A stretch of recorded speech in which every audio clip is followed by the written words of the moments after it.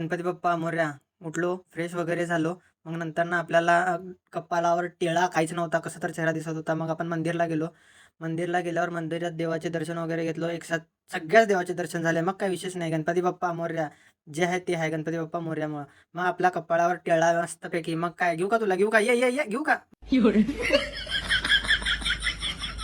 नाश्ता करायला गेलो. नाश्ता वगैरे करत असताना मग काय नुसता भंडाराचा भंडारा बघून टेन्शनच आलं.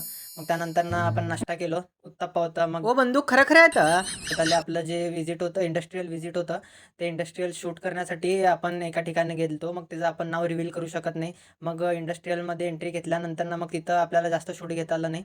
मग त्यानंतर ना लगेच आपण पोलिसांसोबत हो एकच गोळी मारू द्या की हो, द्या की बंदूक. क्या गुंडा बनेगा रे तू. आलो तिथं पण शूट घेतलं व्यवस्थितपणे. तिथून शूट घेतल्यानंतर ना परत ऑफिसला आलो. ऑफिसला आल्यावर त्यांची चर्चा झाली. चर्चा झाल्यावर परत दुसऱ्या ठिकाणी गेलो. दुसऱ्या ठिकाणी परत एक कसं आहे आपले बॉडीगार्ड नेसता लाकडी पैलवानासोबत कट्टर पैलवान. हे विशेष खोल. मग